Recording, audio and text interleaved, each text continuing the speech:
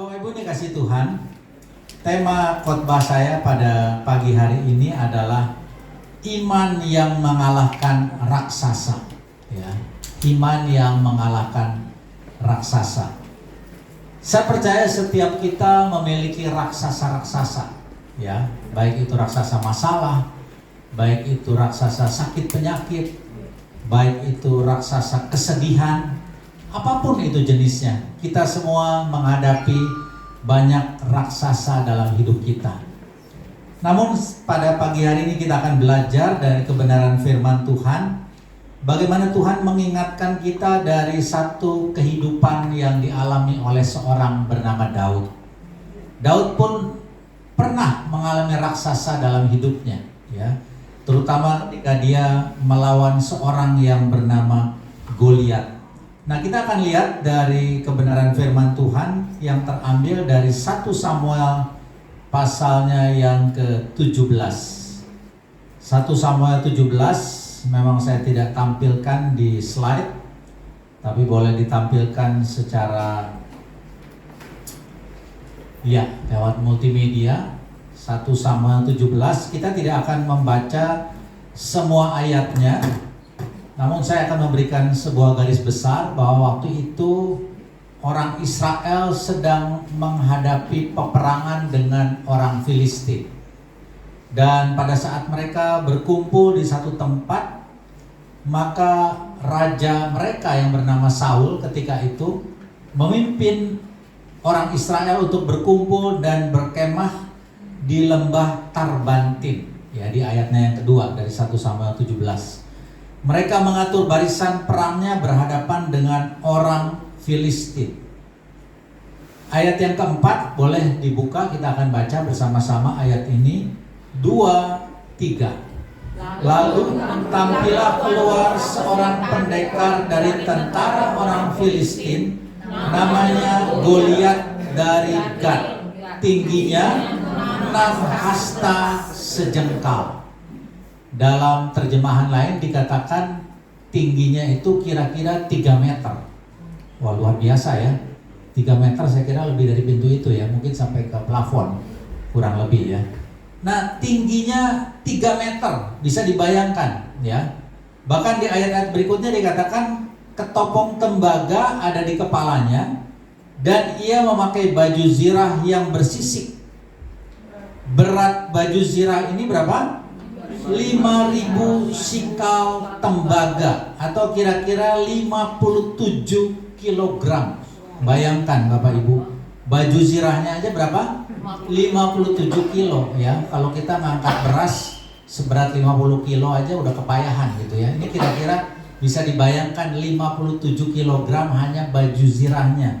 Belum ketopong tembaga dan juga tentunya lembing yang dia pegang ya. Di ayat yang ke-6 dikatakan begini. Dia memakai penutup kaki dari tembaga dan di bahunya ia memanggul lembing tembaga ya. Gagang tombaknya seperti pesa tukang tenun dan mata tombaknya itu 600 sikal besi beratnya ya. Dikatakan di sini kira-kira 7 kilogram mata tombaknya saja, belum termasuk gagangnya gitu ya. Dan seorang membawa perisai berjalan di depannya. Bayangkan. Nah, apa yang terjadi dengan pasukan Israel? Mereka semua bersembunyi ketakutan, termasuk raja mereka yang namanya siapa? Saul ya. Waktu itu Daud belum menjadi raja, dia masih menggembalakan kambing dombanya ya. Dia tidak tahu tentang peristiwa ini. Namun ketika dia mendengar terjadi sebuah pertempuran yang akan segera berlangsung antara orang Israel dan juga tentara Filistin, lalu apa yang dilakukan oleh Daud ya? Ketika mereka ada dalam ketakutan, di ayatnya yang ke-11 masih pasal yang sama dikatakan begini. Boleh kita baca bersama-sama 1 Samuel 17 ayat yang ke-11, 2, 3. Ketika Saul dan segenap orang Israel mendengar perkataan orang Filistin itu, maka apa? Cemas hati mereka dan sangat ketakutan. Ya, saya kira nggak ada satu orang pun berhadapan dengan seseorang yang tingginya 3 meter, memakai selengkap senjata, tentunya pasti merasa cemas, merasa takut. Karena yang dihadapi ini bukan orang biasa, tetapi digambarkan seperti seorang raksasa. Ya, saya tidak tahu raksasa apa yang sedang dihadapi oleh Bapak Ibu di tempat ini. Mungkin raksasa masalah, mungkin raksasa kesulitan ekonomi, mungkin raksasa pergumulan dalam keluarga, atau juga raksasa sakit penyakit. Saya tidak tahu. Bapak Ibu sendiri yang mengalami hal tersebut. Namun ketika Daud mendengar hal itu, ya, di dalam ayatnya yang ke-12, perikopnya berjudul Daud tiba di medan pertempuran, ya. Dikatakan begini, ayat 12. Daud adalah anak seorang dari Efrata, dari mana? Bethlehem, Yehuda. Bukan kebetulan Bethlehem ini adalah kota tempat kelahiran Tuhan Yesus, ya. Jadi sebetulnya kehidupan Daud ini merupakan sebuah perlambang, merupakan sebuah simbol. Nanti di bagian akhir kita akan mengerti, ya, bagaimana Daud ini melambangkan juga tentang Kristus di waktu yang akan datang, ya. Dikatakan yang bernama Isai. Jadi Daud ini anak siapa? Isai, ya. Ada yang tahu Isai punya anak berapa? 8, ya. Laki-laki semua, berperawakan gagah, tinggi besar, walaupun tidak setinggi Goliat, ya. Tapi perawakannya luar biasa, ya. Isai mempunyai 8 anak laki-laki. Pada zaman Saul, orang itu telah tua dan lanjut usianya. Siapa yang dimaksud di sini? Yaitu Isai, ya. Nah, ketiga anak Isai yang besar-besar telah pergi berperang mengikuti Saul. Nama ketiga anaknya yang pergi berperang itu ialah Eliab, anak sulung. Yang kedua Abinadab, dan yang ketiga adalah Syama. Nah, ayat yang ke-14 kita baca sekali lagi bersama-sama, 2-3. Daudlah yang bungsu. Jadi ketiga anak yang besar-besar itu pergi mengikuti Saul. Lah, Daud ini ngapain? Di ayat yang berikutnya dijelaskan. Tetapi Daud selalu pulang daripada Saul untuk apa? Menggembalakan domba ayahnya di Bethlehem. Sebentar lagi Natal. Kita sudah memasuki minggu yang keempat di bulan November, ya. Beberapa minggu lagi kita akan merayakan Natal, memperingati Natal. Kita akan diingatkan tentang kota yang bernama Bethlehem, ya. Ternyata itulah asal daripada seorang yang bernama Daud, ya. Tapi yang luar biasa, ketika Daud mendengar tentang hal itu, di ayat yang ke-26 kita lompat, 1 Samuel 17 ayat yang ke-26. Kita baca sekali lagi bersama-sama ayat ini, 2-3. Lalu berkatalah Daud kepada orang-orang yang berdiri di dekatnya, apakah yang akan dilakukan kepada orang yang mengalahkan orang Filistin itu dan yang menghindarkan cemooh dari Israel? Siapakah orang Filistin yang tak bersunat ini sampai ia berani mencemoohkan barisan daripada Allah yang hidup? Kalau kita renungkan sejenak, Daud ini dilukiskan dalam beberapa ayat adalah seorang yang tidak begitu tinggi besar perawakannya. Bahkan dia cenderung seperti sweet boy gitu, ya, anak yang manis, anak laki-laki yang manis. Tapi dia berani berkata kepada Goliat ketika itu, ya, di depan semua orang-orang Israel yang sedang mengalami ketakutan, ya. Apa yang dia katakan? Apakah yang akan dilakukan kepada orang yang mengalahkan orang Filistin itu dan menghindarkan cemooh dari Israel? Bahkan dia lanjutkan, siapakah orang Filistin yang tak bersunat ini sampai ia berani mencemoohkan barisan daripada Allah yang hidup? Nah, kakak-kakaknya ini, salah satunya yang bernama Eliab, mendengar perkataan Daud, lalu di ayat yang ke-28 berbicara seperti ini, mengapa engkau datang? Dan pada siapakah kau tinggalkan kambing domba yang berapa banyak? 2-3 ekor. Ya, cuma mengembalakan 2-3 ekor kambing domba. Jadi Daud ini sama sekali tidak masuk perhitungan. Waktu dia berbicara seperti itu, tapi ada satu hal yang menarik. Di kalimat berikutnya dikatakan begini, aku kenal sifat apa? Pemberanimu. Jadi Daud ini memiliki sebuah keberanian, walaupun perawakannya kecil, nggak masuk hitungan. Bahkan ingat cerita ketika Samuel disuruh Tuhan untuk mengurapi raja pengganti Saul. Waktu itu Isai memanggil semua anaknya, betul? Tapi dia ternyata kelupaan ada yang bungsu yang namanya Daud. Nggak diperhitungkan bahkan sama ayahnya sendiri.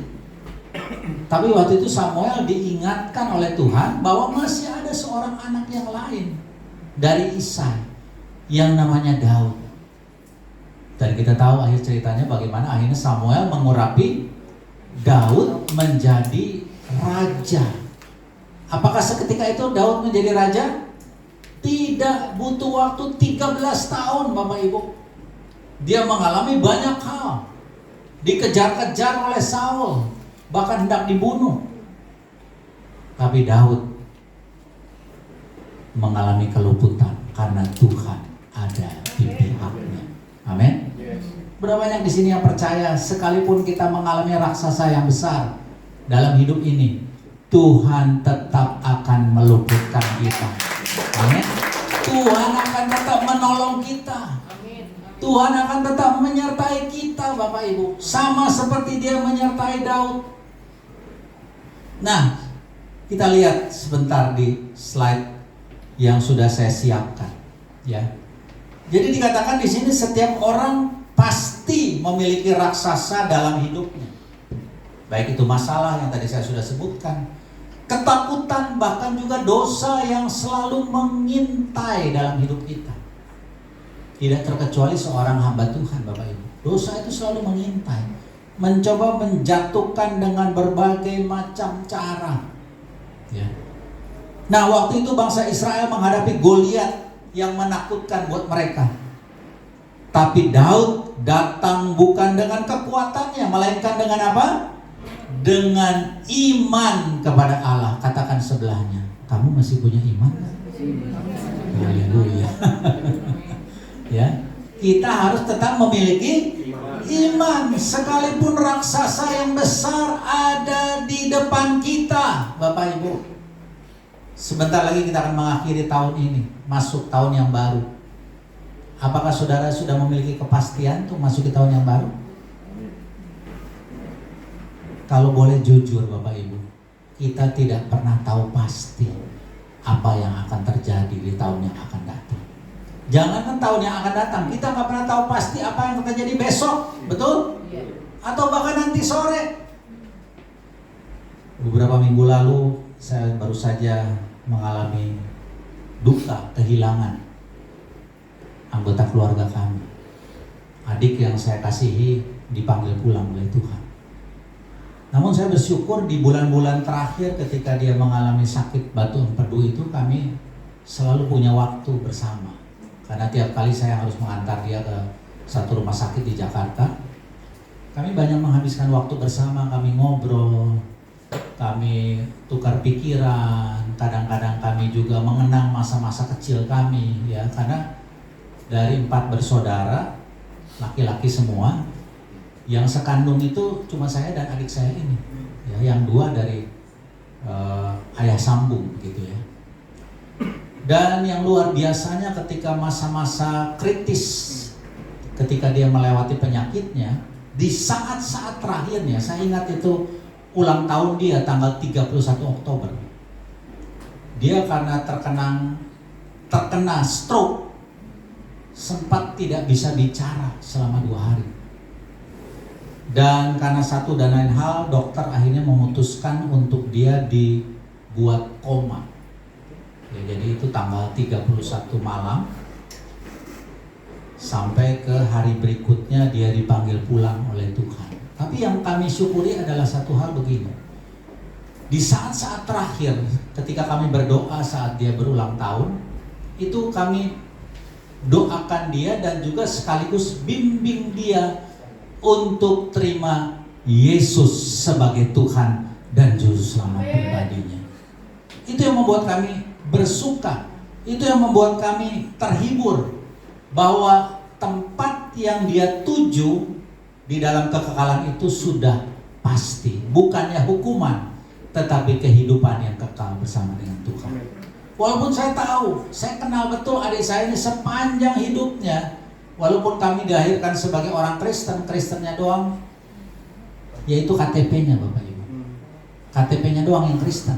Tapi kehidupannya sama sekali tidak menunjukkan seperti itu. Namun di saat-saat terakhir, saya lihat bagaimana Tuhan itu begitu mengasihi dia. Bagaimana Tuhan itu setia sampai akhirnya dia di waktu-waktu terakhir dia menerima Yesus sebagai Tuhan dan Juru Selamat pribadi. Bapak Ibu dikasih Tuhan, tidak ada kata terlambat untuk bertobat. Amin. Ingat penjahat yang di sebelahnya Tuhan Yesus, apa dia sempat dibaptis dulu? Apa dia sempat diinjili dulu? Enggak Bapak Ibu. Waktu dia mengaku bahwa Yesus adalah anak Allah, saat itu juga Tuhan berkata apa?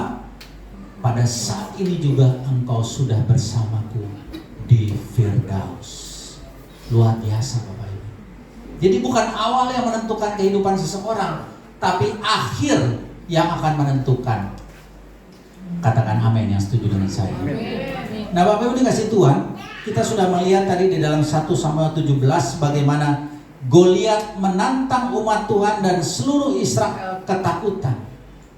Dan yang berikutnya kita melihat juga bagaimana Daud ini tidak dianggap, ya, tidak masuk hitungan, bahkan oleh keluarganya sendiri, oleh ayahnya Isai, ya, waktu Samuel disuruh untuk memilih seseorang untuk diurapi menjadi raja. Dia tidak masuk hitungan. Dia hanyalah seorang gembala muda, bukan juga seorang prajurit. Ingat satu cerita bagaimana ketika Saul mencoba menaruh pakaian perangnya kepada Daud. Yang terjadi apa Bapak Ibu? Kedodoran. Nggak muat, ya. Di sini kita belajar bahwa cara Tuhan menolong seseorang itu tidak sama dengan orang lain, ya. Kan kita pernah mendengar statement, kalau Tuhan tolong dia, pasti juga Tuhan tolong saya. Tapi ingat, dengan cara yang berbeda Bapak Ibu. Karena setiap kita diciptakan berbeda. Kita punya jalannya masing-masing, ya. Demikian juga dengan Daud, ya. Dikatakan di dalam 1 Samuel 17 ayat 33, saya akan bacakan buat kita semua. Tetapi Saul berkata kepada Daud, tidak mungkin engkau dapat menghadapi orang Filistin itu untuk melawan dia, sebab engkau masih muda, sedang dia sejak dari masa mudanya telah menjadi prajurit. Bayangkan, Goliat yang punya pengalaman panjang sebagai seorang prajurit ditantang oleh Daud yang hanya sebagai gembala kambing domba. Tapi lihat cara Tuhan menolong Daud, ya. Tuhan tidak melihat penampilan luar. Kebanyakan orang melihat kita dari penampilan luar. Wah, dia orangnya gagah, dia orangnya cantik, dia orangnya luar biasa. Tapi ingat, Tuhan tidak melihat itu semua. Yang dia lihat dari setiap kita apa? Hati kita. sikap kita. Demikian juga ketika dia memilih Daud untuk dijadikan seorang raja menggantikan Saul. Dia tidak melihat perawakannya, dia tidak melihat profesinya, ya. 1 Samuel 16 ayat yang ke-7, mari kita baca bersama-sama 2-3. Manusia melihat apa yang di depan mata, tetapi Tuhan melihat hati. Bahkan seringkali Tuhan memakai orang kecil untuk perkara yang besar. Katakan sebelahnya, kamu kecil, tapi Tuhan akan pakai kamu dengan cara-cara yang besar. Amin. Kita berikan kemuliaan bagi Tuhan. Kita tahu di hadapan orang banyak mungkin kita bukan siapa-siapa, tetapi di hadapan Tuhan kita adalah orang-orang yang diperhitungkan. Amin. Orang-orang yang dihargai dan dikasihi. Luar biasa Tuhan kita. Berapa banyak yang bersuka cita kita punya Tuhan? Luar biasa. Haleluya. Nah, yang berikutnya kita lihat bagaimana Goliat ini menggambarkan sebuah sosok raksasa yang membuat takut. Ya. Goliat melambangkan kekuatan dunia. Kekuatan dunia hari ini sedang menggerus kehidupan orang percaya. Lewat teknologi, lewat ekonomi, lewat situasi sosial, dan seterusnya dan seterusnya. Kekuatan dunia ada di sekitar kita, bagaikan raksasa yang mengepung. Bangsa Israel dan Saul gentar karena memandang besarnya masalah, bukan besarnya Tuhan. Ingat Bapak Ibu, waktu kita menghadapi masalah yang besar, kita harus ingat bahwa kita punya Allah yang lebih besar lagi dari segala masalah itu. Sama seperti Daud memiliki keyakinan yang sama, memiliki iman yang mengalahkan raksasa.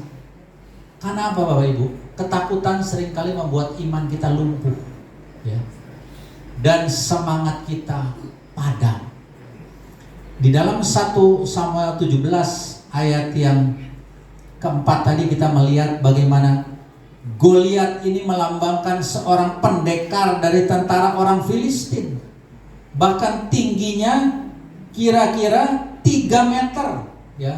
Kalau tadi saya gambarkan di dalam slide saya, ya kurang lebih itulah kalau Goliat dibandingkan dengan Daud, ya. Demikian juga dengan masalah-masalah yang kita sedang hadapi hari-hari ini. Kita menghadapi masalah yang tidak kecil. Namun kita belajar dari Daud. Daud melihat kebesaran Allah, bukan kebesaran Goliat. Amin Bapak Ibu.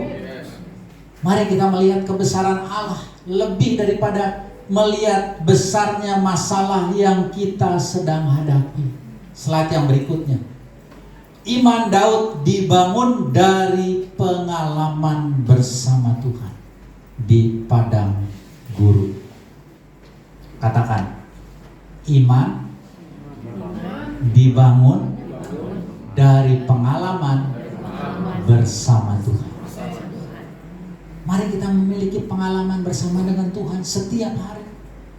Kadang-kadang ketika saya mengalami masalah yang berat, masalah yang besar, saya selalu melihat ke belakang sejenak. Bagaimana Tuhan menolong saya pada waktu-waktu yang lewat, ya. Ada satu istilah Ebenezer. Artinya apa? Tuhan menolong kita di pada waktu yang lalu, Dia juga akan menolong kita pada saat ini. Amin Bapak Ibu. Itulah makna dari Ebenezer, ya. Dan Daud memiliki pengalaman bersama dengan Tuhan. Bagaimana ketika dia mengalami bagaimana Tuhan melepaskan dia dari cakar singa dan dari cakar beruang.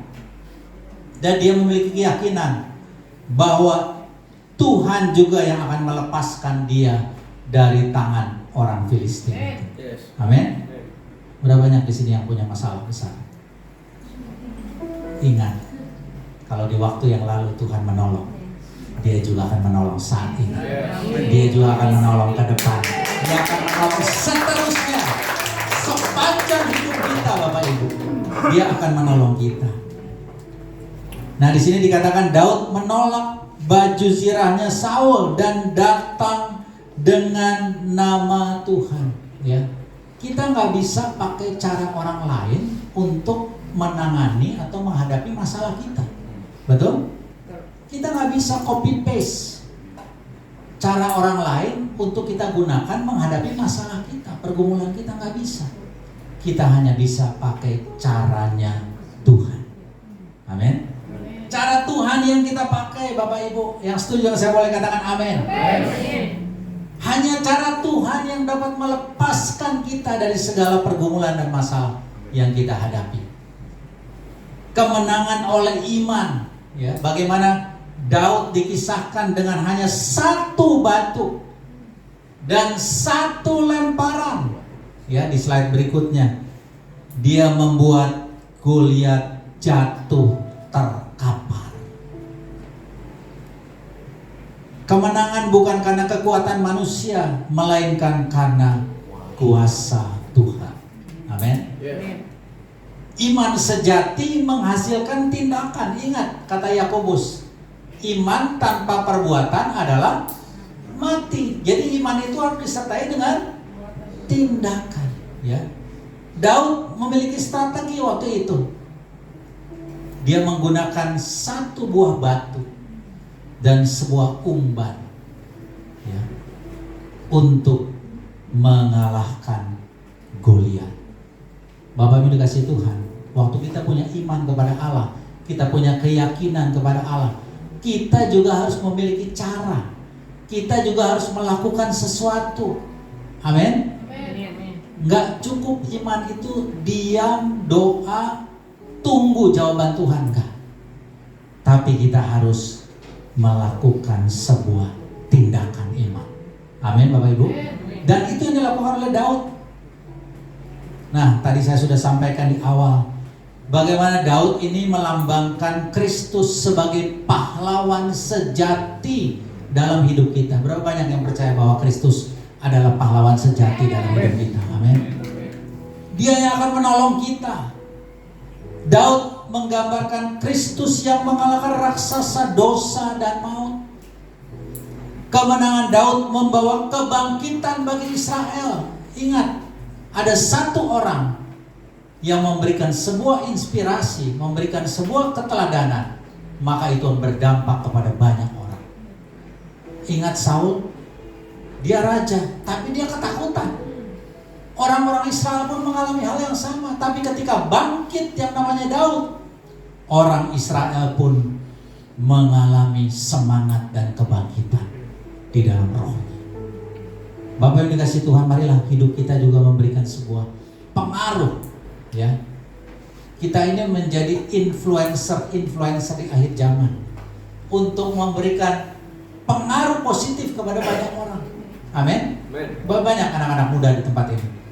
Ayo kita mempengaruhi teman-teman kita yang lain untuk juga mengalami terobosan bersama dengan Tuhan. Amin. Seperti kemenangan Kristus juga membawa hidup bagi kita. Kita menang karena Yesus yang hidup di dalam kita. Amin. Dan saya percaya setiap kita akan mengalami kemenangan bersama dengan Yesus. Amin. Kita tidak tahu hari esok, kita tidak tahu apa yang terjadi tahun-tahun mendatang, tapi waktu Yesus beserta dengan kita, kita akan mengalahkan setiap raksasa dalam hidup kita. Berikan kemuliaan bagi Tuhan. Nah, apa aplikasinya dalam hidup kita, Bapak Ibu dikasih Tuhan? Yang pertama, kenali raksasa dalam hidupmu, tapi fokuslah kepada Tuhan. Jangan fokus kepada raksasa tersebut. Ingat pertolongan Tuhan di masa-masa yang lalu. Dan yang ketiga, gunakan apa yang ada di tanganmu. Tuhan memberikan kita talenta, Tuhan memberikan kita bakat, Tuhan memberikan kita potensi. Gunakan itu. Selain kita memiliki iman percaya kepada Tuhan, gunakan apa yang Tuhan berikan kepada setiap kita. Amin. Dan yang terakhir, melangkahlah dalam nama Tuhan, bukan kekuatan sendiri. Karena kita tahu kekuatan yang sejati kita dapatkan melalui Kristus. Amin Bapak Ibu. Saya tutup dengan satu ayat dari 1 Yohanes 5 ayat yang keempat. Mari kita baca sama-sama. 2, 3. Sebab semua yang lahir dari Allah mengalahkan dunia, dan inilah kemenangan yang mengalahkan dunia, iman kita. Iman kepada Kristus memberi kemenangan atas setiap raksasa hidup kita. Berapa banyak yang percaya bahwa Yesus ada di dalam kita dan kita dalam Yesus, maka kita sudah ditakdirkan menjadi pemenang-pemenang di dalam nama Yesus. Tuhan Yesus memberkati. Mari kita bangkit berdiri Bapak Ibu dikasih Tuhan. Percaya kau Tuhan yang